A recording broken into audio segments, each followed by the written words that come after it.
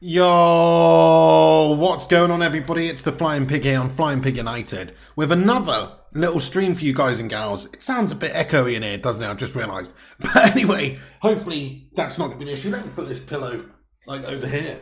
See if I can deflect the noise a bit. That has worked. That has worked a bit. Guys, how's it going? Thank you for joining us. We are here for a cheeky little preview for the Man United Barcelona game, second leg of the Europa League knockout phase here against those Catalonian melts tonight at Old Trafford. Let's be having you. How are we all doing tonight, guys? Thank you very much for joining and getting in here tonight, today, this afternoon. I can see we've got Leo Messi in here. Get out. Do one, Leo. Lucy McNicholas, how you doing? Kingslayer, Niall Kane, Aaron, what's good, mate? Yes, lad. Thank you for pinning the tweet to the top of the live chat, by the way. Nick Pendragon, Josh Lee, Ezio Auditor, Kingslayer, Niall, Johnny M, Aaron, Futinator, Fernando, Ben Paul, and everybody else as well. Thank you so much for getting in here for today's show. We're just here to preview the game, talk about the team lineups, injuries, predictions, all that sort of good stuff. We're going to get into it in this show today. Come on, United! Let's smash these Barca melts. How are you all doing today, folks? Thank you for getting in. Do us a favour at the start of this one. Smash that like on it. Give it a huge thumbs up. It's free. Twat the like button. Give it a share around if you want as well. Please do share the stream. It's pinned to the top of the live chat on Twitter. If you want to give us a cheeky little retweet, every little helps. Give us a follow up as well at Flying Pig United on all platforms. Nice one. Yeah, thank you, Marchants. It's good to see you looking well. Well, I mean, to be fair, thank you for saying that. The last few days I've been absolutely gash. I've been very, very unwell, just laying in bed, basically, still trying to get over this, whatever it is that I've got. I don't know. I've done my course of antibiotics. Still feel gash, guys. Still feel very unwell. So hopefully, you know, I mean, I'm definitely better than I was last week, but hopefully we get over the worst of it very soon. But I'm still very much feeling gash and weak, and my chest is crumpled. What's worse on top of it as well is if you do a little search at the moment for air quality in the Canary Islands, just go ahead and give it a bit of a Google. You'll find out that there is some seriously awful air quality on the go at the moment. It literally says dangerous levels of whatever particulates or something in the air all the time, because like the Sahara Desert or something is blowing loads of dust over here. It's fucking horrible, mate. It's absolutely horrible. So not a good time to be here when you've got respiratory issues. You know what I'm saying? But anyway, no, I'm not on the cigarettes, Johnny M. I literally have had about 1 or 2 ciggies in the last 2 weeks, and I haven't had one for a couple of days. I know, look, I shouldn't have even had 1 or 2, but that's the life of an addict for you. But I soon fast realised what a terrible, terrible idea that was. But anyway, so I have barely had anything to smoke, and I'm going to try and definitely not continue doing that. But anyway, we're here to talk about the football. But yes, thank you for your concern. I'm not 100% at the moment, but we're going to get through this. So thank you for being here, guys. Like, subscribe, and comment, and get yourself involved. We will have a big chat at the end of the stream as well with a Q&A. But let's get stuck in to the latest on this game that's come up tonight. Huge game it is. I think we basically proved ourselves to be a very good team last time out when we played against these melts in their backyard, because it is a difficult place to go, the Nou Camp, and get a result, particularly this season. I think before that they only conceded 7 goals. In fact, that's still the case, apart from the 2 that we added, because they beat Cadiz 2-0 the other day. They've only conceded 7 goals all season in La Liga, top of the league. They're a very, very good side this year under Xavi, defensively very, very sound indeed. And we went there and scored a couple of good goals, and we were an attacking outfit. It was a good open attacking game of football. We really enjoyed it, in fact. And Man United were, if anything, a little bit unlucky, I think, not to get away with the 3 points. Barcelona did peg us back in the end, and it finished 2-2. So that's how things lie going into this game. But we certainly proved that we are capable of beating Barcelona with that performance. Now it's at home at Old Trafford. They've got to come to us. Plus, we actually had a few players out, either suspended or injured last time out, which was a big loss for us, really. Players like Lisandro Martinez, players like Casemiro, you know, these, oh, sorry, not Casemiro, but other couple of other players. Sabitzer wasn't involved in that one, was he? There's a couple of other players that we were missing. And it wasn't 100% fit full squad that we had up against Barcelona last time. This time, more or less, well, with a couple of players missing, it is a stronger set of players that we can put out. So, feeling pretty positive about the game tonight, guys. I mean, it's always going to be a tough one against Barcelona. I still think they are slightly more favoured to progress with the bookmakers, just because, well, you know, United are still in its infancy under Ten Hag, really. Xavi's had a little bit longer there. They are really doing well in La Liga. Form-wise, we're the only team recently at all to cause them any problems whatsoever. So they're a strong side, and the emphasis is on them to try and obviously win the game. They will be coming to Old Trafford to try and do that. It's going to be an open attacking game of football again, I think, because it's 2-2 from the first leg. They can't progress as things are. We can't progress as things are. Somebody's got to go and win the game. So for those reasons, I think it will be an attacking game of football with a bunch of goals. Let's just get into some score predictions. If you want, get your thoughts and opinions in the chat. We'll jump in a sec. I'm going to say we're going to win the game tonight 2-1. 2-1 to United, come on! Which would mean that we're going to win overall on aggregate 4-3. So that's my prediction, 2-1 on the night. Manchester United getting the job done. I'm seeing Marcus Rashford scoring as he always does because this guy's just unstoppable right now. Also, I've got a feeling maybe Bruno Fernandes is going to get us a cheeky little goal as well. So we'll go 2-1 to United tonight. That's my prediction. Let's have a look at your chat. The chat and see what you guys are saying. Lucy McNicholas thinks 3-1. Roy the Boy says 3-0. Brendan Pillay saying 3-0. Agree 2-1 says JRK. 3-2 says Lambretta Daz. 2-0 says Hashim Vlogs. How you doing there, Hashim? Gungshi Legend says 3-1. He thinks we're going to batter them. So does Jeffers as well. Great to see you guys in here. Thank you so much for getting in, you Dons. 3-1 he thinks as well, same as Gungshi. JW92 thinks 1-0 to the mighty Red Devils. 2-1 says Lalo Vera. 1-0 Vuti's feeling. I am still out in Spain, Keishan Patel, but it's not really out of choice anymore. I've just been seriously unwell this week, mate, and just been in bed. But I will be going home very, very soon. Aaron says 3-2 to United. Jeffers is going 3-1. Johnny's going 3-0. Ten Hag is going 2-1. Thank you to Andrew Bojas, by the way. Get in there, my son. Thank you, Andrew, for the super sticker there, or super chat, mate. Let's get a cheeky little Sue in there for the guy. Thank you so much there. I really appreciate that, Mr. Andrew Bojas. Appreciate that, brother. Thank you very much.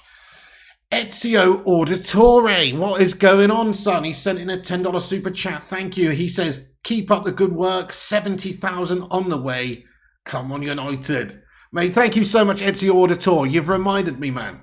We're about 65 people away or somewhere in that region from 70,000. That's right, the big 70. So if you guys are watching this back later and you're new to the channel, smash that subscribe button. Or if you're in here right now watching live and you're new to the show, smash that subscribe button. And do hit the like and share it around and all that. That will help us get to 70,000 quicker as well. Thank you, Ezio Auditor. That's very kind of you, my friend. Can we just get some love in there for Ezio? Very nice of you, dude. Thank you very, very much. So a lot of people feeling positive. Raymond Moore thinks 2-1 United win. Bart's going 3-2 in extra time. So a lot of people in this chat feeling positive. I do have a little poll running as well at the top of the chat. Who goes through? At the moment, with 119 votes, we've got Man United with 87% of the vote.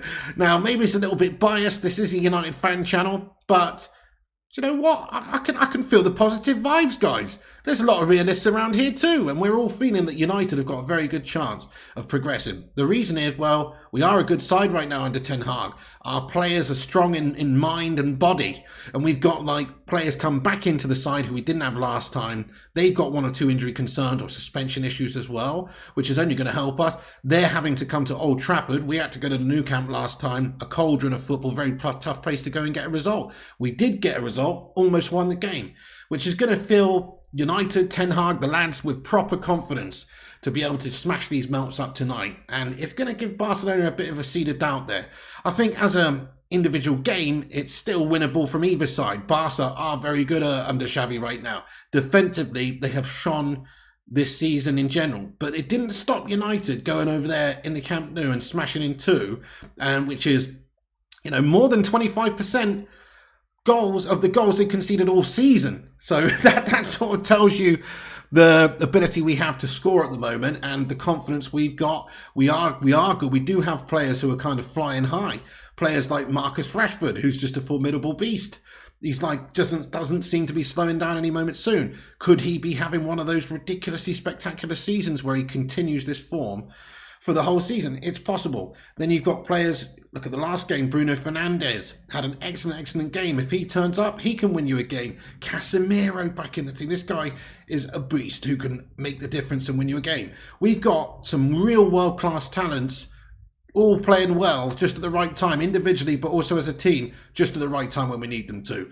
So I am feeling super confident about this performance tonight, that we're going to be able to get the job done. Exactly, Gungshi. He says Casemiro will run the midfield. Big Cass coming back in, serving his his domestic suspension. Anytime we don't have him in there, we miss him. Anytime he's in there, we relish the opportunity of seeing him boss that midfield, like you say. And I think he's going to do that again tonight. And plus, he's playing up against these Barcelona melts. If there's one team in world football that I guess Casemiro loves to get stuck into after the career he's had over at Real, I can imagine that it's these Barcelona melts. So he will be bang up for this one, fired up. Same goes for Rafael Varane. Think about these Los Blancos, these ex-Los Blancos that we've got in the team. Which is the whites, by the way. Real Madrid is who I'm talking about here for any non-Spanishy people. So we've got these guys in the team. It's all good for us. Winners, battlers, people who know how to tussle amongst these teams. So thanks for the predictions, everyone. We're all feeling pretty positive. Let's get into the potential lineups and team news and injury news and that kind of stuff. So in regards to the team from last time, we did have to have a few little changes because of some injury issues or suspension issues. There was no Martinez last time, was there? Luke Shaw was playing in the centre-back position. We've had one or two changes that we could definitely make this time around. Rafael Varane is a huge player in terms of our importance and the ability to defend. Like, without him, we do look a much worse team. So we've got a few players that are going to be coming back in. Victor Lindelof, see you later on, son. No disrespect, but we've got Martinez coming back into it, who was suspended on the last time out, of course. We've got him coming back. Rafael Varane, of course, is now going to be playing as well. So I would expect Man United to feature both Varane and Martinez, which in my opinion is our strongest centre-back lineup tonight. We've also got, question marks over the left back position. I do think it will be Luke Shaw who will be playing there, and the right back position. But I think it will be Adam Wan-Bissaka who will be featuring in the game. I'm going to get my team up on the screen for you guys. This is the predicted lineup for the game tonight, just to give you a thoughts and opinions on what could potentially be selected by Ten Hag tonight. We do have a few injury concerns. Christian Eriksen's still out. Donny van de Beek's still out there, recovering from long-term injuries, of course. Anthony Martial still sidelined with a hip problem. What an absolute Jonah! Oh my God. This guy is just constantly out of action, isn't he? It's so frustrating, man. There's reports that Anthony could be, will both be fit. Harry Maguire as well will both be fit. Anthony and Maguire could be coming back into things. Hopefully not the slab, but certainly Anthony could be fit enough to feature. Rafael Varane, of course, coming back into it. Good news on the opposite front as well, just very quickly while we're talking about players who are in and players who are out. So for Barcelona, they are going to be missing a couple of midfield generals. There are a couple of maestros in the midfield. They've lost Gavi due to an accumulation of yellow cards. And also Pedri sustained a hamstring injury in the first leg and will also miss out.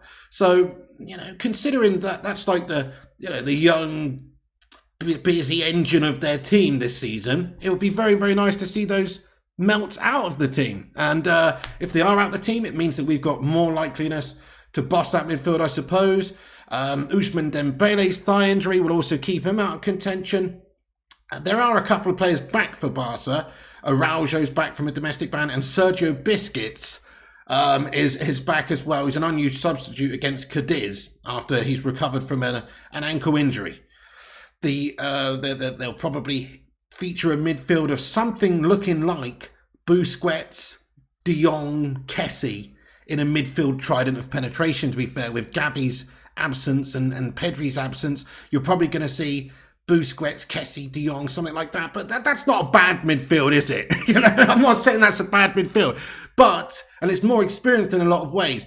But it's not their go-to this season for various reasons that they've had a lot of success with. Gavi and Pedri, these youngsters have been doing very, very well for them. So the fact that they're having to have a bit of a reshuffle, I just think that massively helps Manchester United.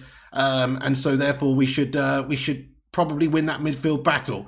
Depends. I'd expect us to have Casemiro, Sabitzer with Bruno in front. That's what I'd expect us to do. But we know that Ten Hag has sort of played around with some things recently and had Bruno playing out wide and Weghorst playing sort of number 10 and stuff like that, which didn't necessarily look that good last time.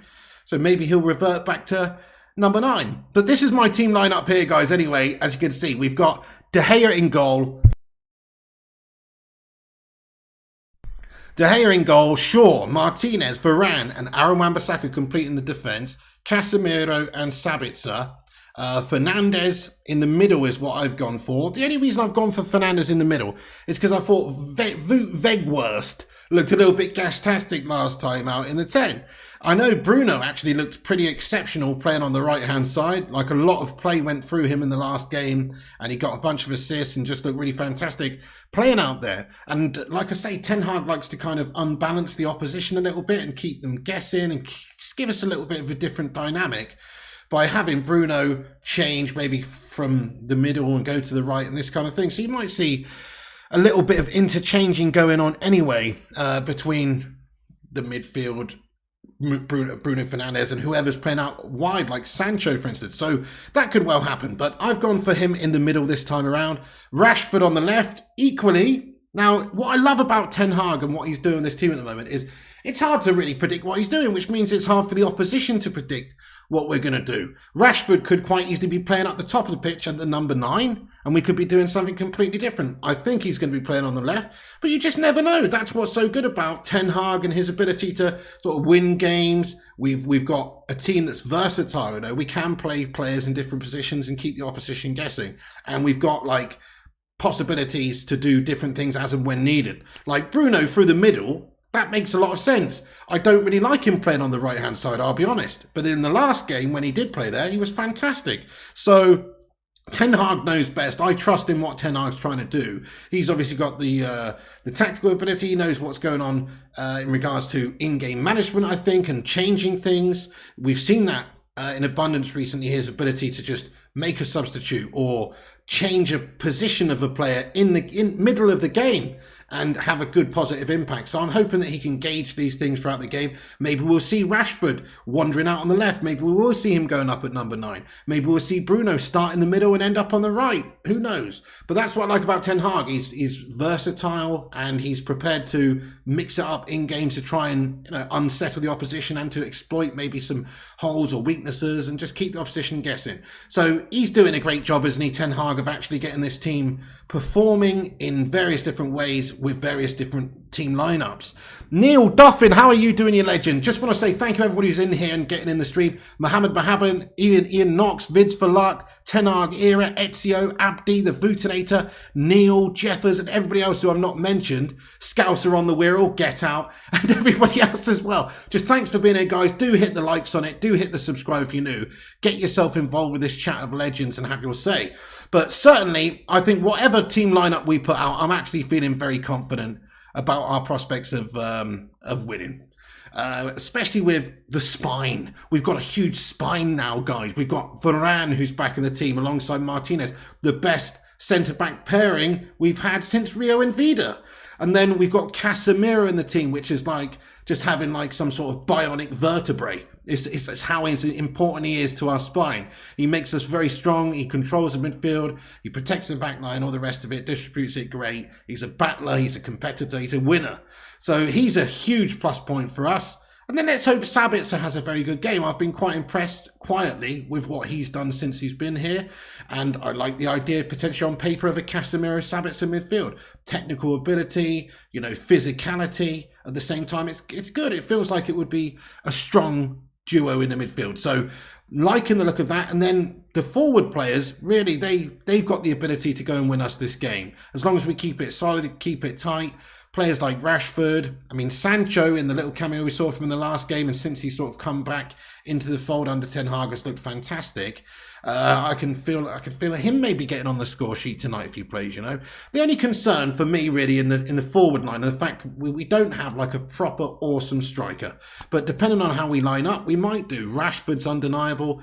Weghorst is a big question mark for me though, guys. I've got to be honest. He's useful. He's no doubt a decent player, but he's also a big lummox of a man who, in my opinion, doesn't offer us all that much. But I'm quite happy to, you know, to allow him to play and have Ten Hag choose the team that he wants. And if he feels like Weghorst is the man to be the number 9, or indeed the man to be the number 10, I will trust Ten Hag, because Ten Hag is definitely somebody that does things his way, and so far can't really fault him on all the decisions that he's made. You can question them, but ultimately 9 times out of 10 the decisions he's made have proven to be good, positive decisions, even if they seem a bit strange. Like Luke Shaw at centre-back. I can't remember any other manager trying that. Maybe in a back 3 or back 5, we've seen Luke Shaw play as left-sided centre-back.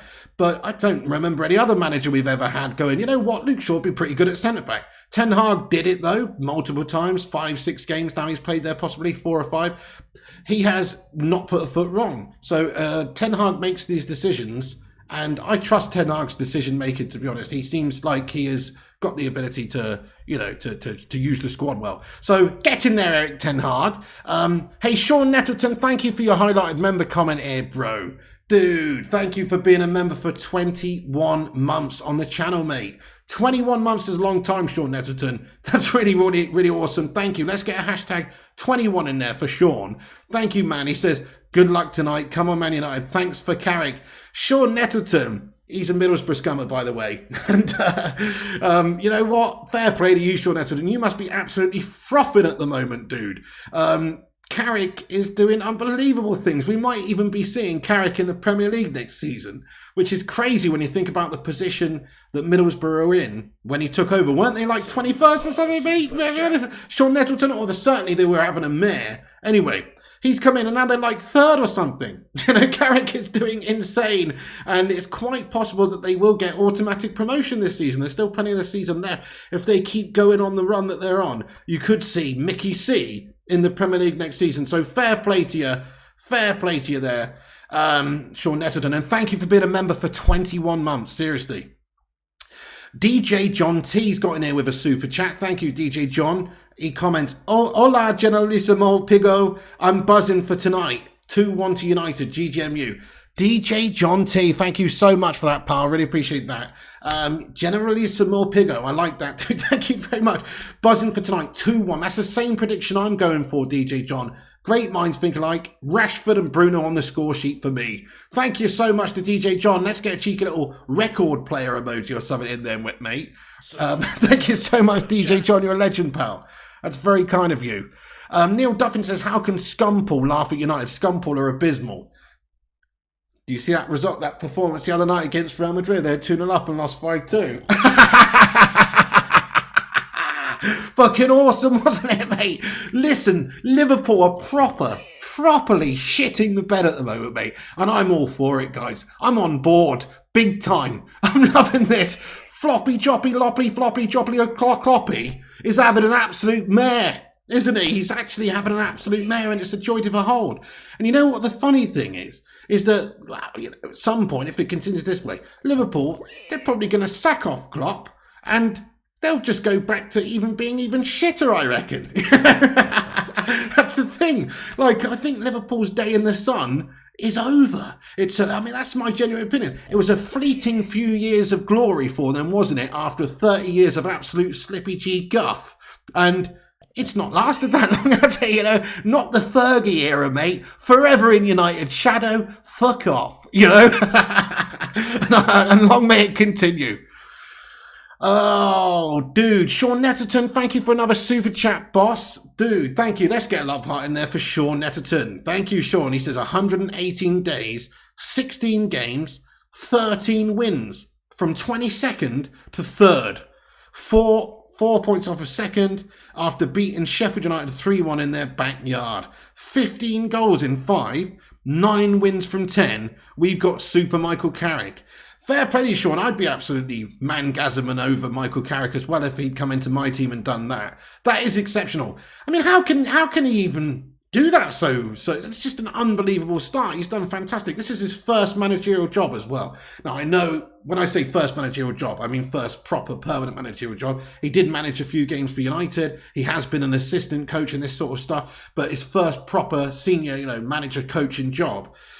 Permanent is at Middlesbrough. Could he be doing any more? No, he's literally doing about as good as he could. Vutinator says Carrick's doing bits at Borough. I'm so happy for the guy. Really, really happy to see him doing so well. He's a great guy, to be fair, Michael Carrick. I always thought he probably would be a good coach because he's got a very cool, calm sort of a head on his shoulders, doesn't he?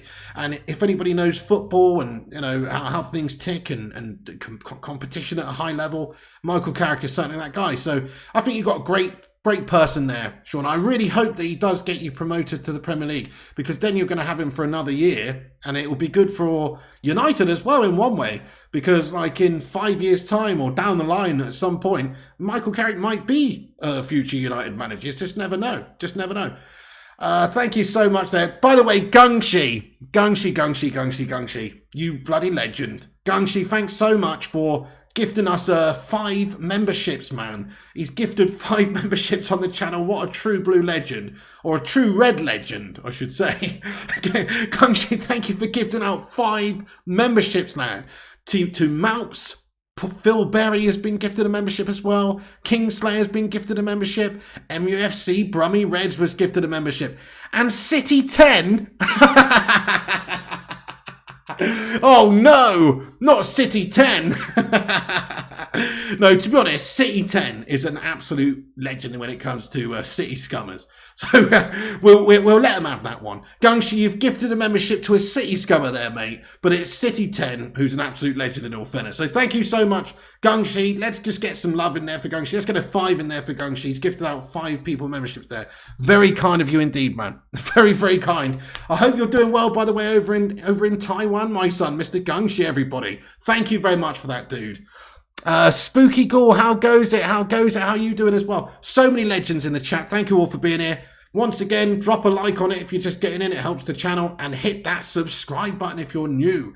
We're almost at 70,000 subscribers. We're probably going to get there in the next day or two, I reckon. So help us get there by hitting the subscribe button. And we'll get there hopefully tonight. We'll see. Maybe not, but you never know.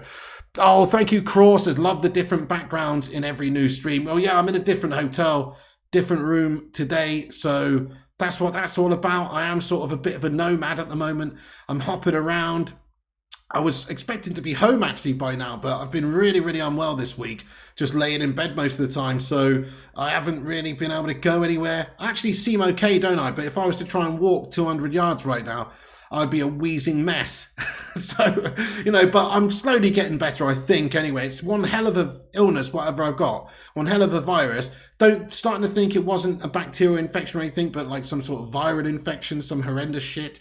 Because antibiotics only did so much, and done the course of that and still feel gash. But I'm definitely better than I was, obviously, a couple of weeks ago, but still feeling pretty bad. And the air quality around where I'm at the moment is emergency levels for some reason as well. Google it. It's not good. It's not good. So can't go out at the moment. Got to stay indoors. Thank you, Supernatural Pressure. Says sounding better, Pig. Thank you, mate. I am feeling a lot better compared to a week or so ago. 100%, yeah.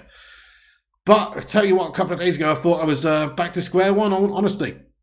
Yeah, paying my taxes wiped me out, says Big T. That's always a killer, that, isn't it, mate? Absolutely. I'm not in Tenerife, Craw. No. Okay.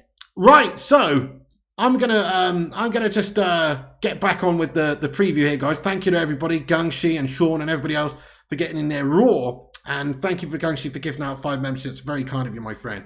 Let's talk about the team a little bit more. So yes, Barcelona, we do have to worry about them. Potential lineup for them today is likely to be this. It's likely to be ter Stegen, Koundé, Araujo, Alonso, Alba, De Jong and Busquets with Kessie and Rafinha, Lewandowski and Fati.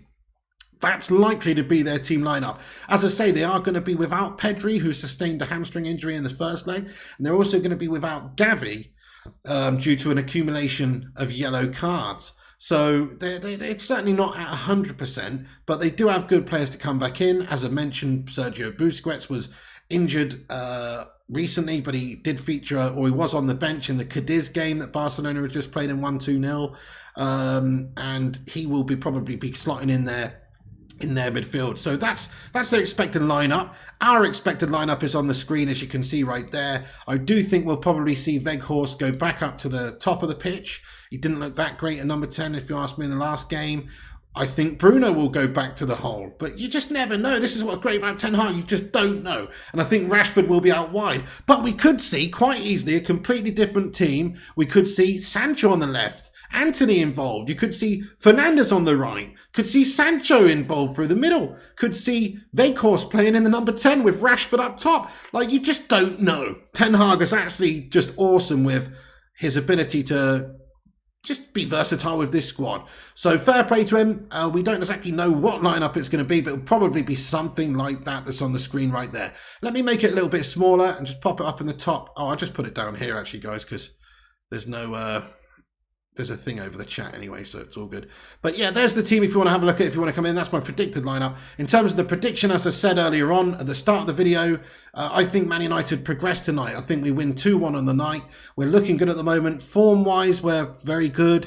So are Barcelona. I mean, their form stretches back many a game undefeated. I think they had won 11 games in a row before we drew with them at the Nou Camp. And then they've played one game since against Cadiz, which they've won. So they're in very good form. Let's not pretend like it's not a very hard game, this one. But so are Man United. We are in decent form. We're very, very tough to beat right now, which is backed up by our results and the fact that even in their backyard, they couldn't beat us. And they were lucky to try and really get the draw in the end. So bit of team news. So Antony and Maguire are also in with a chance of recovering their injuries in time for the game. But I think both of them will probably feature from the bench. We do have a few players out. Antony, Martial, Eriksen and Donny van de Beek all still out of the side. Lindelof will probably be dropped with Martinez coming back in with Varane at the centre-back positions.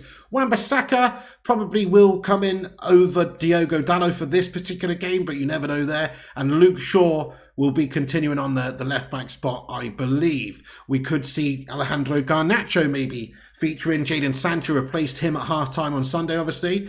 I expect Sancho to be starting from the off. We want our most experienced, our biggest players, confident players as well to come in, informed players to come in and do the business, I think. So there's my team lineup. That's what I think it's going to be. You can disagree with me if you want, and you're probably right, because what's so good about Ten Hag is we don't know what he's going to do. Okay, so let's get on to what Ten Hag has been talking about a little bit. He has given us some updates. He said there's still a training session to go, but I expect Harry Maguire and Antony to be available. Martial is not available. He said he's back on the pitch, but not in the team training, so we'll wait for that. What we'll do differently, you will see tomorrow. On the pitch, we have an idea, of course, but of course, we can't tell you now. So, Ten Hag is happy he's had players come back into the side. Varane, we've got Casemiro, Lisandro Martinez. These guys are all big pluses coming back into the side. What he wants as well is for United's crowd at Old Trafford to make a difference. He said that he wants them, he wants to be able to hear them in the stands, basically. He says the fans feel a connection with this team and the feeling is mutual. We're all on a journey together, moving forward game by game. And tonight we need the fans as well as the players to be at the top of their game if we are to create a memorable night at Old Trafford. And he's basically gone on to say that, if Man United are to beat this particular Barcelona side, then we've got to turn up and play to our best. If you can't do that, then we're definitely not going to get through, really, because Barca are a very good team. But if United do turn up and all these players perform very well, and as a team collectively we boss it, there's no reason we can't progress past Barcelona. He went on to say, I think we have to make a bond together, the fans and the players. We have to keep the process going. It's great at Old Trafford and at away games, and you feel it. The vibe between the fans and the players. We have to keep working on it. He says, I have seen, but I did only have a glimpse for those games. It must have been what we do is to build a new future. We know Barcelona's a big team. It's a big club, but we are really excited to face them. We really want to go for this chance. This is what counts. Come on, United. Come on, Ten Hag. We're going to smash up these Barcelona melt bags. Come on, boys. And then just briefly, he said, like I say, when you face such big teams as Barca, you have to play your best, otherwise you don't have a chance. So he's absolutely right. And remember, we do have a game coming up on Sunday, which is for a trophy. We've got Newcastle United on the 26th. And we've got to sort of have one eye on that. I know that Ten Hag could have want us to progress through this game and get through to the next round of the Europa League. And this is a potential trophy very soon as well. We want to beat Barca. But we do have another game coming up Sunday in against Newcastle for a trophy. And that's very, very big game as well. And we kind of have to have one eye on that. And he's going to maybe have to manage the squad a little bit. But I kind of think you've just got to go all out 100%. And try and beat Barcelona, don't you? And then look at what you can do for the next game. I think that's what you've got to do. What do you reckon, guys? Do you reckon we should be focusing mainly on the League Cup here? I mean, it's only the Mickey Mouse League Cup. But he says the focus point is always the next game. We can't win the Europa League trophy this week, but we have to keep in the same mindset that every day we want to give a better version of ourselves. So he knows we've got an opportunity to win on Sunday, but it sounds like we're going to be going for it tonight. Okay then. So TJ says, I'm wearing my jersey on that day. Get in there, my son. Any chance of a Jake Paul versus Tommy Fury stream, says Drew Who? Maybe, mate. Maybe it's possible. We'll see about that. Adrian Morris, what's going on? Says, may I say, Pig, what a smashing blouse you have on. Oh, thank you very much, Adrian Morris. Thanks for noticing, lad. He says, how are you doing, our kid? We're going to do them Spanish guffs tonight. That's the attitude I like to hear there, Adrian Morris. Dude, yeah. I'm doing not too bad, thanks for asking. Just getting over this illness, mate. But feeling better and just very... I mean, in regards to Man United, I'm feeling great, bud. Like, I really like the progression that's taking place. I like the place we're in right now and the sort of direction Ten Hag's taken us. We are actually, for the first time in years, it seems, a good team again. You know, a team capable of beating other good teams. A team capable of playing a nice type of football as well. Like, Ten Hag is... What I like about him is he's not just playing one simple start every single week. He has got the ability to change things up. Sometimes we look a lot more counter-attacking. Other times we look like a lot more of an attacking, high-up sort of pressing type team. We revert to different type depending on the opposition and depending on the game and the fixture. Like, he's quite clever at that. So I like the sort of football we're playing. He kind of seems to fit Manchester United. If you look at the last few managers we've had, I don't think anybody's really fit Manchester United with how they set us up or how they want their teams to play. Man United should be an attacking team. You can't go out there and attack all the time. Sometimes you're coming up against too good of an opposition. If you do that, you leave holes. But if you look at how he's generally set us up and gone about it, we're scoring a lot of goals. We're doing well against opposition teams. We're an attacking outfit once again, but we're defensively really, really solid. So he was prepared to, change the way we're set up depending on the fixture, which I really like. Louis van Gaal was a crabtastic, sidey, passy guy, and he wasn't prepared to really change up the style much from game to game. Jose Mourinho, aka Mr. Park the fucking bus himself, well, we know what his go-to style was. He was a grinder. He's somebody that set the team up to be defensive and try and grind out games, more or less. Ole Gunnar Solskjaer, he was definitely a counter-attacking, not always, depending on the game, but he more or less favoured counter-attacking styles of play, particularly against big teams, particularly against the top teams. Whereas if you look at that performance from us last time out, we're away from home at the Nou Camp, and okay, they got on top of us for the first part of the game, but man, we attacked just as good as they did, and we were the away side. So he set us up to be attacking and to try and win the game, and I really respect that. I really like that. The other managers we've had, I don't think you could really say that they are versatile like Ten Hag. Of course they're going to change sometimes, but most of the time they've got a go-to sort of a tactic which doesn't really fit what Man United's all about anyway. Ten Hag's the first manager since probably Ferguson who sort of does fit what Manchester United's all about and who does have the ability to change things up for us and be a versatile manager with how we're playing our football. So I think we've got a genius in our midst here, guys, and I trust him. Let's get a hashtag trust Ten Hag, because I think he is the right man for us to lead us to glory this season. Crikey, I mean, we're in all of the competition still. the FA Cup, the League Cup, the Europa League, the Premier League even. We're still in the title challenge, just about. We may well not win it. I can't expect he's going to win it his first season. That'd be crazy. But just the fact that we're the only team in Europe that's in all 4 domestic and the European, tournament that we're in is absolutely incredible. I mean, he's fighting on all fronts at the moment and doing a tremendous job. What a legend. Eric Ten Hag for the next 10 years, says Bart. Ten Hag's the man, says OG. Adrian Morris says these Spanish melts don't stand a chance. Ten Hag is the man. Hector Smith, listen, I don't blame Ole Gunnar Solskjaer, mate. I actually think there was a lot to do with Ole Gunnar Solskjaer's downfall that was sort of beyond his control. I.e., Cristiano Ronaldo came into the club and upset the status quo. We were a much better team under Ole Gunnar Solskjaer the season before, when we didn't have Sancho, when we didn't have Varane, when we didn't have Ronaldo. I believe Ronaldo being the main culprit for upsetting things there. He may have well looked good, but that's because he became the focal point, and we saw players sort of go into the shadows a little bit, like Rashford, like Bruno. They were big players for us, and all of a sudden Ronaldo's the main guy, and they're having to play second fiddle, and the dynamic changed.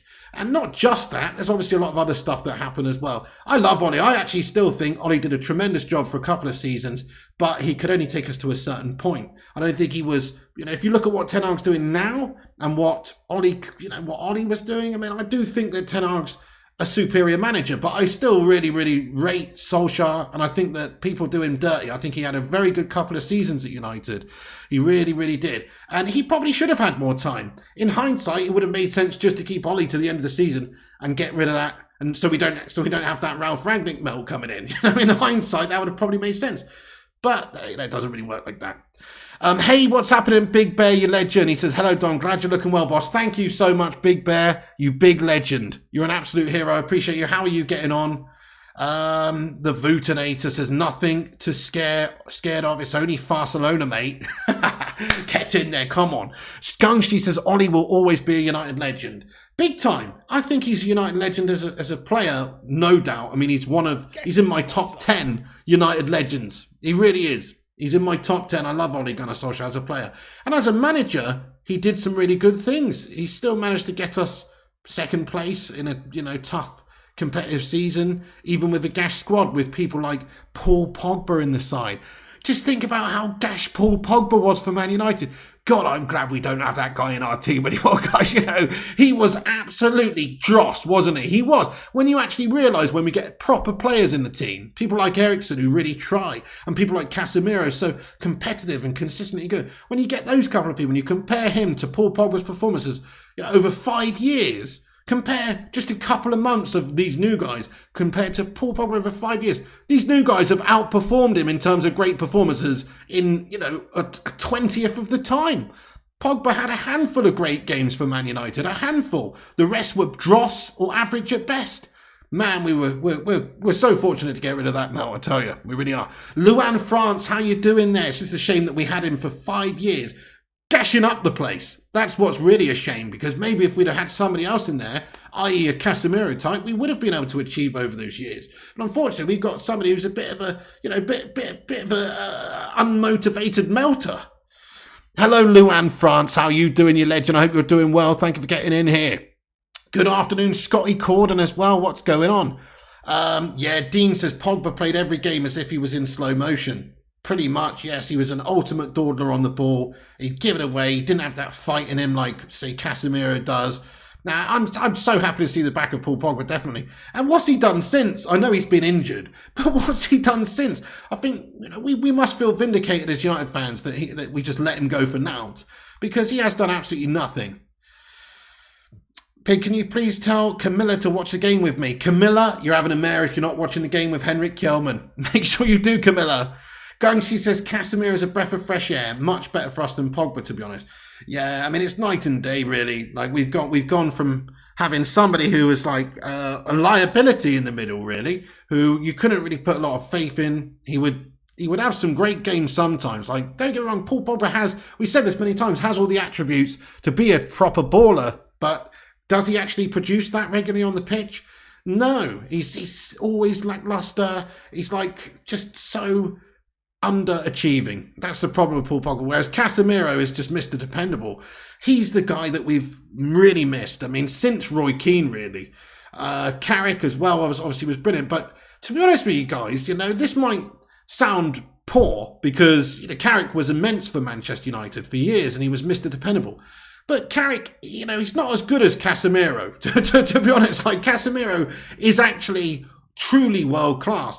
Carrick was fantastic, but, you know, he was like Mr. 7 out of 10 every single week. And sometimes he'd have immense games and he was always dependable. And if he was fit, he's playing. So don't get me wrong. I'm not saying Carrick's shy. I think Carrick's like the second or third best sort of most you know, dependable midfielder we've probably ever had. But Casemiro truly is a world-class player in his position. Like, he's probably the best actually at what he does. So just the fact we've got him now, and happy birthday to Casemiro, by the way. It's his birthday today, guys. It's a shame that he's getting older. It's a shame he can't just stay 30 forever. But he's now 31, guys. It's his birthday today. Let's get some birthday cake emojis in there, please, for Casemiro. Happy birthday to you, Cass. I really hope you cap it off with a majestic, beastly strike from 40 yards or something tonight against those Barcelona scummers. What a birthday present that would be. But it is Casemiro's birthday today, guys. So let's get a happy birthday in there for this guy who has transformed our team. And like Gungshi says, he's a breath of fresh air in this United side. Yes, let's go. Happy birthday to Casemiro. He's 31 today, so he's getting on a little bit now, but he's still got several years at the top level before you start to see any sort of drop-off. Plus, what I like about Casemiro, it's like, okay, some people say, oh, you need to have a lot of pace in midfield. Well, he's sort of living proof that you don't need to be Linford Christie to be a great player. You know, he's not, I wouldn't say he's ridiculously slow, but he's certainly not quick. And but he's got a great brain. He's quicker in the head. He's ahead of people in his head, and he reads the game so well. And then technique and all those sorts of things, the character, the winning mentality, all these X factors come into play. He's just a brilliant CDM for protecting your backline, distributing the ball, and battling. So there you go. I think he's world class, and I think he's like the best CDM or the best sort of midfielder we've had like that, combative midfielder since Roy Keane.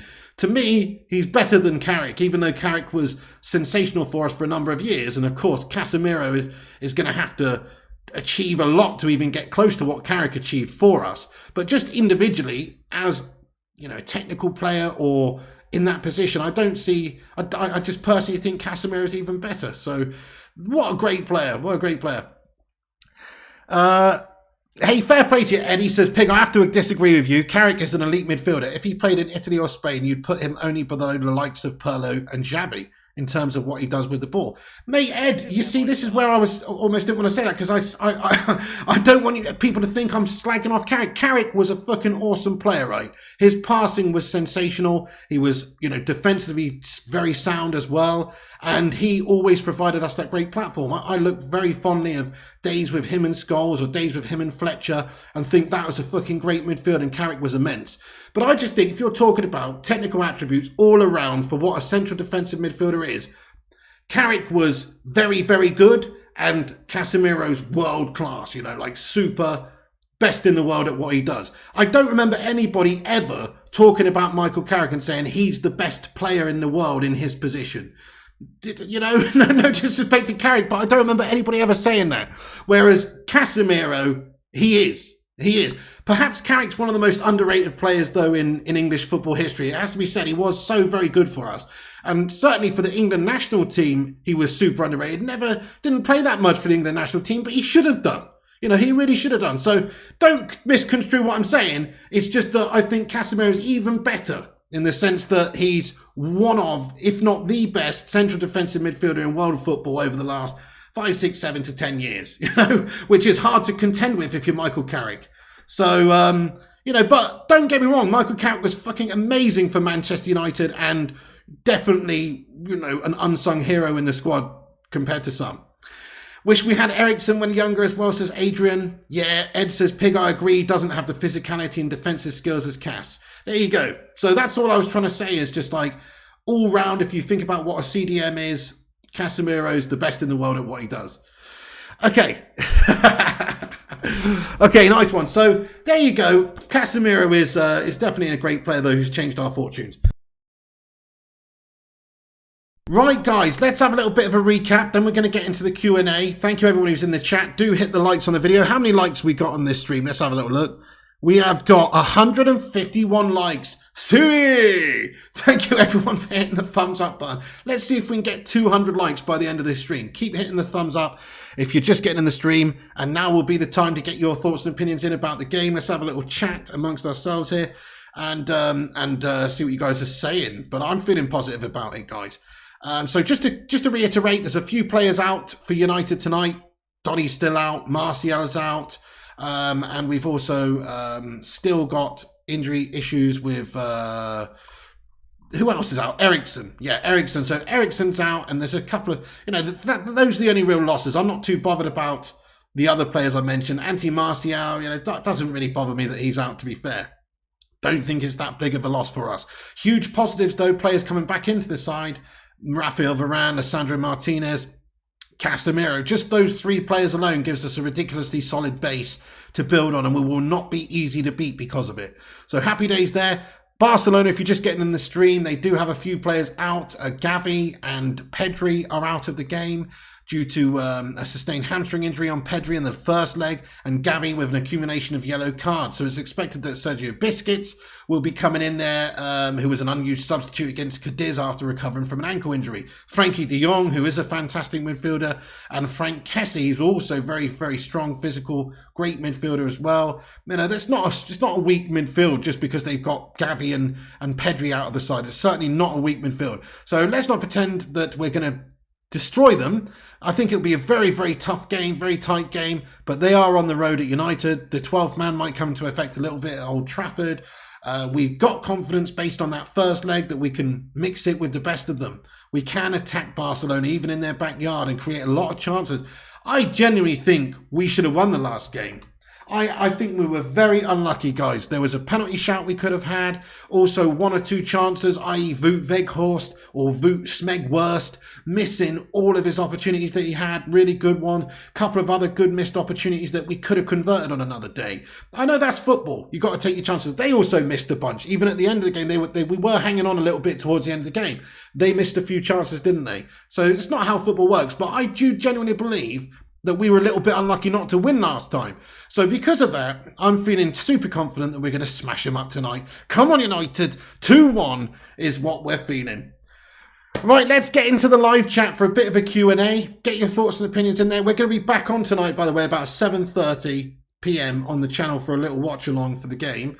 So make sure you come and join us there half an hour before kickoff. We'll be getting going, talking about the lineup and all that sort of stuff before kickoff at 8 p.m. So make sure you come and join us later on for the watch along. Let's get into the chat, you legends. Ken Masters says Wout is still the GOAT. Do you reckon, Ken Masters? The GOAT of what, though, bud? Being a big, gangly 6'6" male who can't score? The GOAT of what? No disrespect. I don't want to hate on our own players, but I just think that he is a bit of a Burnley player, He's a bit of a Burnley player. And we're Man United. We're an elite club. Should we have a Burnley player up top? It's not really. It's just really what we've got at the moment. Once new owners come in, once there's big money spent this summer, it's not like we're going to be playing with Wout Weghorst at the top of the pitch, is it? Let's be honest. He's definitely not going to be here next season. That's not going to. And if he is, he's going to be playing, fourth fiddle backup. He's not going to be featuring in huge nights like this in European football for United. He's a good player. He's a good player. He proved that in the World Cup. But he's just not a United player, I don't think. No disrespect. Wes says, what do you use on your beard, pig? You think I use something on my beard, lad? Are you serious? What do I use on it, mate? Soap and water, lad. I don't put anything on this beard, mate. Think I'm going into a shop and buying some beard oil or something? Do you know what I mean? Who are these people buying beard oil? You know what I mean? What the fuck? No, thank you, though, for asking, but no, just nothing, mate. Makes lots of runs, taking players out, says HG Glass. Okay, listen, when I say he's not a bad player, is he, Weghorst? He's decent. He's done some good stuff for the side recently. But he's not Mr. Clinical. He's not like a proper number 9. If anything, you can argue he's done better for us than number 10 because he is a big hold-up melt. He is a big lummox who can hold the ball up a bit. But no, I just don't think he's United quality. That's all. No disrespect. No disrespect. If Ten Hag wants to use him, I trust Ten Hag. But equally, if Weghorst was not starting tonight, I'd be just as happy, to be fair. like as him starting. You know, because I kind of think, well, in some ways, maybe we'd have a better lineup. You could have Sancho on the pitch with Bruno and Rashford playing up top with Garnacho on the left or something. And in some ways, it's more technical, it's better. So as much as I think he's got a job to do and he's part of the squad and he can come in and chip in with a few goals and hold it up and do that sort of stuff, I'm equally just not bothered by him. He's kind of bang average. Fair enough, Gungshi says Vuti just needs to start scoring and people will think better of him. I mean, that's true, Gungshi. What are you going to tell me next, mate? Water is wet, lad? Or Michael Owen's boring, you know? Oh, yes, he does need to score, mate. That's the job of a striker, you know? And if he's not doing it, then, you know, he's got to score, doesn't he? If he scores 5 in the next 5, I'll shut my face, just like everybody else will. But honestly, I don't think he's going to do that, to be fair. I don't think he's going to do that. I just don't think he's got the clinicality in front of goal of a top player. If you look at like the last game as a fine example, he's got a couple of really great one-on-one chances of which you'd expect him to bang one. But he just can't seem to do it. Whereas like Rashford in front of goal right now, at least, super clinical. He can't not find the back of the net. That's the difference. Maybe it's a confidence thing. To be fair to Wout Weghorst, he's only just come in. He's only had, what, like 5 or 6 games or something for Man United. It is a new team. It is a new competition. It is all of those things. It's a new surrounding. So it's hard to bed in straight away. But I'll tell you something, the best players do, though. The best players do. And I don't think he is. He does need a hat-trick, Gungshi. So true. Yes, he does. That would give him fantastic confidence, I'm sure. Maybe he does just need a really good run and some confidence. Maybe that's it. He's just low on confidence. He's trying to find himself at United. But he does look like a big slabby Maguire type striker, though. Technically, he's just not quite there. Marius says, have you seen the stat of his pressing? He's the 3rd in the league and joined last month. He needs some more respect. He presses more so Rashford can do his thing. Well, fair point, pal Marius. That's a very good point. I mean, I haven't seen those stats, to be honest. But, I mean, that's pretty impressive if that's the case, if he's got the 3rd best pressing stats in the league. But it's only a handful of games, though. You know, anybody can run around like a headless chicken, mate. You know, it's about what you do with the ball and what you do with it as well. But fair enough, though. I mean, we have been doing well as a team while Wout Weghorst has been in the side. So, you know, fair enough. That's quite interesting. Yes, I mean, he definitely has been quite selfless for the team. He's made himself available in different positions as well. Ten Hag's used him in different positions. So maybe it's just harsh to judge him on goal scoring alone. That is true. But I'm actually not just judging him on goal scoring alone. I just think, you know, technically he's not quite the standard of a United player. Not that he's not a bad player, but, you know, it just doesn't do it for me. G. Gleed, welcome in, says less than 2 hours until I finish work. I've been looking forward to this game all week. Well, let's hope that it's a good result for you there, G, and we smash up these melters. Thank you, Aaron. He says we got 4 retweets. Let's go take a look at that. Let's go. Thank you, everyone, for retweeting the stream. If you want to give us a follow on Twitter, click the link at the top of the live chat, or you can go search Flying Pig United on Twitter. Go retweet my last tweet, guys. It's the link to this show, and it will help us spread the word a little bit. Thank you, everyone who shared it and who retweeted it. I'm going to give you a cheeky little shout out now for retweeting it. Thank you, guys. So I want to shout out, a special shout out to Aaron Homeyard. Thank you, Aaron Homeyard, for retweeting the show. Thank you, Stephen Braun and Julian Walden and JKT069 as well. Thank you so much, guys. I really appreciate you retweeting the show. Absolute legends. Nice one. Okay, right, so let's get back into it. Henrik Kelmer says, stop hating. He works hard, but is not a starter. I mean, am I hating on him? Am I really hating on him? I guess you could say that, but I don't hate Wout Weghorst, guys. Like you say, though, I just don't think he's good enough to be starting for Manchester United, if we're being honest. Let's not forget it. Okay, I'm just going to say it how it is, guys. He's a fucking Poundland option, isn't he, guys? He's a bargain bin option. It's like, yeah, you could go into the Blockbuster rental and you could buy the new Blockbuster for $14.99, or you could go shop around in the bargain bin, mate, and get a 99p Jean-Claude Van Damme movie. He's a fucking Jean-Claude Van Damme movie if ever I see one, my son. He's entertaining for an hour and a half, but ultimately, he ain't going to be winning no fucking Oscars, man. You know? So, that's kind of how I feel with Wout Weghorst. He's all right, isn't he? He's decent, but he's just a bargain Poundland option that we got temporarily. Deal with it, folks. You know what I'm saying? Ruud van Nistelrooy, he ain't. Robin van Persie, he ain't. All right? Okay. Dean Prendergast says, who's your ideal striker you'd like to have at United at the moment? Easy one for me, Dean. Ideally, in an ideal world, Kylian Mbappe. 100% Kylian Mbappe in an ideal world. 100% him. Because I think he would just be sensational. He can do the lot. He can create. He can score. He's fast as fuck. He's world class. He's clinical. You know, that's the difference. Man United should be aspiring to have truly world class talent. So in an ideal world, I'd have him. But it depends. Graham Den says, why are you ignoring my comment, Piggy? To be honest with you, Graham, I don't like the way your first name's spelt, mate. So that's why. No, I'm just kidding. I didn't even see your comment until you said that one. He says, do you think Fred's handball was a pen? I think, no. Aaron says, hey TJ, I'm doing well, thanks, that's awesome. Big T says, Heskey did not score much. It was what he contributed to the team that got him starting. Yeah, fair point there, Big T. I agree with you, pal. I agree with you about Heskey there, mate, definitely. Guess what? Heskey was a fucking donkey lad, all right?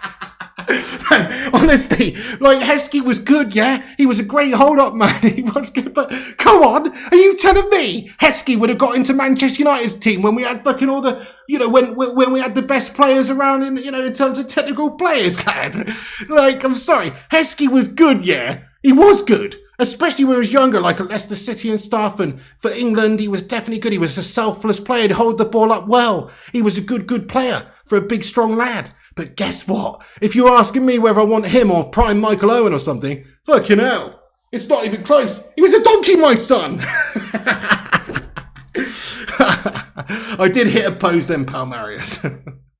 Heskey was bang average, says Thugger007. Well, I wouldn't say he was bang average, but he certainly wasn't world class. And I don't care what anybody says. He was much closer to bang average than he was world class. He was like Romelu Lukaku standard or something, you know. In fact, that's even Romelu Lukaku's way more clinical.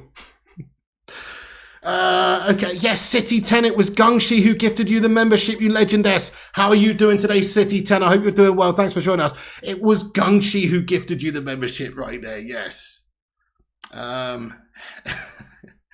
Farron, how are you going? Heskey was good, Sonic Onyx. Heskey was good, mate.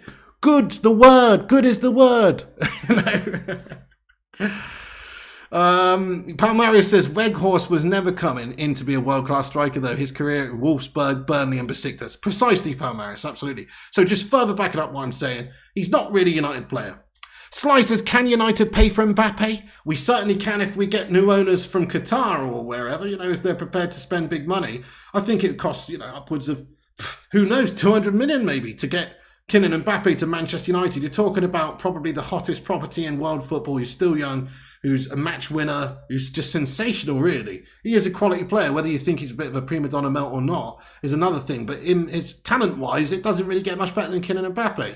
I think he's sensational. So, yes, it's going to cost you big. And the only way we're going to get him is if we have owners who are, like, super ambitious and they're going to go out there and spend, like, hundreds of millions on players this summer. But it could happen if we get Qatar owners. I could definitely see it happening, particularly because, you know, this whole QIA, Qatar Investment Authority or whatever it is, and the QSI, Qatar Sports Investment Group and all this, they're all sort of interlinked, mate. And they're kind of going through this Al-Thani guy or whatever it is, just to make it seem like it's not actually Qatar state funded when it actually is. So if they're big fans of football and they want to see Manchester United do well, there's reports and understandings that not many people really give a toss about French football. They're only interested in the Champions League when PSG play, whereas they all love the Premier League. So if they've got the money and they've got the power to make something like that happen, I could see Kylian Mbappe starting for Manchester United next season. I really could, if we got those new owners in. Viking Red says, love Qatar pigs, sod the rest. I mean, Viking Red, you know, I'm not overly focused or overly, you know, like, too fixated on the fact that we need to get Qatar owners. I still stand by the fact that we are a huge club, and if we've got somebody to come in and just clear debts and manage the club properly and be a proper good shepherd for this club and allow us to spend most of what we generate on the club, then I still think we'd be a fantastic, awesome, competitive club. But yes, in the ideal world, we would just be able to go out there and spend 300 million every single window. Claire Farron, you said it. What's my score prediction, bro? I'm going 2-1 to United, Aidan Feeney, lad. 2-1 to United. I think we are looking good. We're in good form. Graham Den says, Busquets or Casemiro? To me, it's got to be Casemiro, dude. Yeah, I think Casemiro is sensational. I mean, I'm not going to lie, though. Sergio Busquets is one of the best players in that position over the last decade, for sure. Yes, definitely. He is sensational, and he has been for Barcelona for a decade now. You know, like he's very much unsung. I think if you're talking about underrated players, in fact, he's one of the most underrated players around. For some reason, I don't know what it is, but people just don't really talk about Sergio Busquets in the same way that they talk about, say, you know, Casemiro, or they talk about Xavi or Iniesta or people like this for Barcelona. They don't, but they really should, because actually, if you think about Busquets' contribution to club and country over the last 10 years, he doesn't really get much better than that. So yeah, fair enough. He is a great player, but he's a little bit older now. He's just coming back from injury as well. Michael Meyer says, let's not get carried away. This is Eric 10 Commandments United. Fergie days are over. Who says Ten Hag wants Mbappe? Mbappe isn't better than Rashford. Garnacho will prove to be better than Mbappe, says Michael Meyer. Well, I like your style there, Michael Meyer. I do think Garnacho's on trajectory to be a sensational world-class talent. I get Messi vibes when I watch him play, to be fair there, Michael Meyer. But, I mean, Rashford right now, based on form, I think is better, but only based on form. If you look at the last 3 years, Mbappe wipes the floor with Rashford over the last 3 years. But if you look at the last 6 months, then yes, Rashford is absolutely right up there in terms of form, but he's got to prove that consistently going forward for years, not just half a season, in all fairness. But look, you're right though. Does Ten Hag want Mbappe? Mbappe is the kind of player that's a bit of a prima donna. He has the potential to upset the apple cart a little bit because, well, look at what he does at PSG. You know, he doesn't seem too happy at PSG some of the time, even though he's on hundreds of millions a year and that kind of thing. It doesn't really add up. So, yeah, I'm with you. I mean, it's up to what Ten Hag wants. If Ten Hag wants to go and get Victor Osimhen or anybody else, really, it's up to him. If he thinks that Mbappe, mentality-wise, is not the guy for him, then I trust Ten Hag 100%. I do. So, good valid point you made there, Michael. He is a bit of a prima donna mount. Yeah, Drew says Busquets is quality, but everyone hates him because he dives so much. People saying Rashford's better than Mbappe, kind of deluded, and Mbappe overall is much better player, says Must Play. I think you have to look at you can't just look at the last few months where Rashford's been in the form of his life. You've got to look at the last few years, and in the last few years, Mbappe has been that level more or less week in, week out, whereas Rashford has only been able to do it this season, to be fair. So let's just, I mean, Rashford could definitely go and be that player over the next coming seasons, but he's got to do it first. So I'm with you, really. Tom, how you doing there, Tom? Welcome in, my son. You think Rashford is just getting started? Exactly, Dean. He's still very young. No Name says we need a striker who's not hot-headed. Viking Red, bricking it with nerves. We're going to smash him up, dude. Don't worry. United should sign Tarum. He's insane, says Claire Farron. PSG's a shithole with football discipline. Eric could control. Bap says OHB. Yeah, fair enough. There you go. That's true. Plus, like the French league, it's just a bit of a non-league, isn't it? It's a bit of like a... I saw PSG lost 3 league games for the first time since Messi, Neymar and Mbappe era the other day. It's like, how is that happening, really? Like, it's just everybody's lackadaisical. I don't think, it's like they just sort of think they can turn up and win because it is a farmers league. Yeah, I think you gotta once you're in a proper competition with a proper manager and proper teams you're playing up against, get you in the zone maybe a little bit more. I think maybe you could see Mbappe go on and do even better things if he was to come and Ten Hag could control him. But again, it's what Ten Hag wants. If he wants a player like Mbappe who is super mercurial talent but also has the potential to maybe upset a few things, that's one thing. Look at Cristiano Ronaldo. We don't want another Ronaldo situation, do we, where we've got this big ego. We don't want that. It's all about the team. What's best for the team? And actually, Ten Hag is definitely the sort of person that wants to just focus on the team. I don't think he's really looking at adding egos or people like that, to be fair. Old Dirty Benjamin says, how dare you disrespect Jean-Claude Van Damme? Listen, I love Jean-Claude Van Damme movies, mate. Like I say, he's done some good ones. I think about 80% of his movies that he's done, though, are bordering on the gas-tastic. But 20% of them are fantastic. But come on, all I'm saying is, he's in the bargain bin, mate. He's the Wout Weghorst of actors, man. Oh, dear.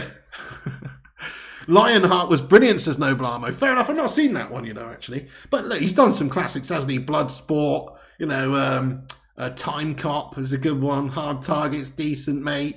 You know, he's done some good ones. Replicant, that's an underrated banger. You know, he's done some good ones. But all I'm saying is, you find his movies in the bargain bin. AWOL was brilliant, says Mike. Okay, enough about Jean-Claude Van Damme, guys. It was only just a Time Cop's good one, yeah. It was only just a passing reference. Okay, right, guys, so we're going to get into Street Fighter was his best, says Sly. Do you reckon? I mean, that is an awful movie. And that's an awful movie, though. And I kind of like it in a way, because it's almost so bad that it's good. But it is an awful movie. And why is he playing an American... I don't understand. Why is he playing an American soldier when he's fucking got a Belgian accent? I couldn't get beyond that. He's got an American flag tattooed on his arm. He plays Guile, mate. The character Guile is a fucking American army soldier guy. But he speaks like this. What's that all about? Anyway, right, guys, I'm better wrap this video up, okay? But thank you, everyone, for getting in here. Worst casting in that movie ever, by the way. Go and look at Ken and Ryu and tell me if that's not the worst casting you've ever seen. Right, guys, we're going to finish this stream, but thank you very much, everyone, for getting in here. What you can do after this stream is you can come back and you can get your thoughts and opinions in the not live comment section. Tell us what you think the result's going to be, and also get your team lineup in there in the not live comments afterwards. Come and tell us who you think Ten Hag's going to choose. Super Army Soldier, says Tom. Universal Soldier was decent. Yeah. Sudden Death Pig. Bye, everyone. Nice one, Viking Red. Thank you for getting in here, my son, as well. Appreciate you. Thank you, Gungshi, you legend. Tim Clurden says, I'm hiding in your closet. Fred's going to start, says Claire. 2-0, says Henrik. Sean Porter, 3-1 tonight, Piggy, and Piggy can't leave. You haven't watched Lionheart. Well, fair enough, Sean. I might have to watch it then, bud. I really might have to watch it. I am a sucker for a cheeky little cheesy Jean-Claude Van Damme movie. I really am. So I might have to watch it if you all reckon it's good. He's done some terrible ones though, hasn't he? Has anybody ever seen the movie Knockoff?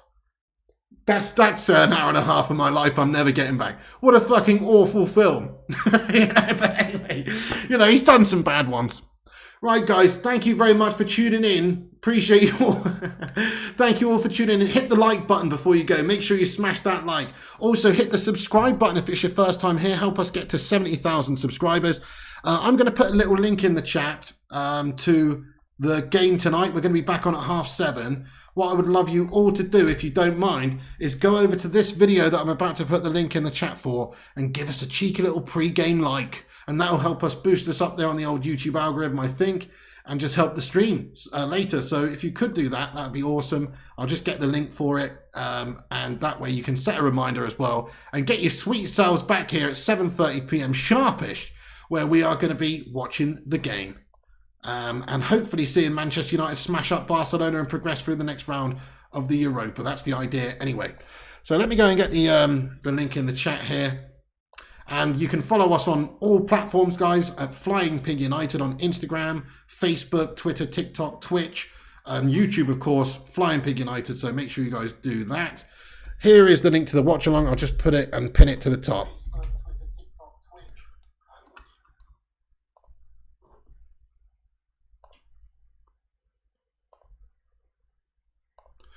Cool. There it is, guys. So I've just pinned it to the top. Thank you very much for everyone who's joined in here today. Go and check that out. Go and help us out by smashing a like. And you stay classy, everyone. Thank you, the Hoop Man. I appreciate you, Hoop Man. Thank you, Viking Red, Luan. Hey, SM3YT. Not too bad, mate. How's you going, man? Thanks for getting in here, dude. Henrik Kjellman as well. Thank you, Henrik. See you later, Gungshi, for the watch along. Tim Clurden, the Vootinator, you hero. Thanks to all the mods, people like Vooty and Gungshi and all these guys for moderating the chat. And thank you, City10 and all the members like Viking Red and DJ John T for being members of the channel. Once again, thank you to Gungshi for gifting out 5 memberships on the channel. A proper legend he is. Thank you very much indeed. And TJ as well, and Rajat, DJ John, Viking Red, Tim, everyone. That's it for the show. Thank you for being here. Come back at 7:30. Hope you're doing good, Rajat V, by the way. Thank you, TJ. Come back at 7:30 p.m. We'll be back on for the watch along to watch the mighty Red Devils smash up those Catalan notes. Come on, United! Barca going down, Ten Hag doing bits, Rashford undeniable. Got a good feeling in my loins about the game tonight. So see you then. Be there or be a complete square-headed Slabby Maguire looking melt. It's up to you. Catch you there, guys. Piggy loves you. And also remember this. When the seagulls follow the trawler. Thank you, Stephen Byrne, for subscribing to the channel. If you're new like Stephen, hit the subscribe. When the seagulls for the troller.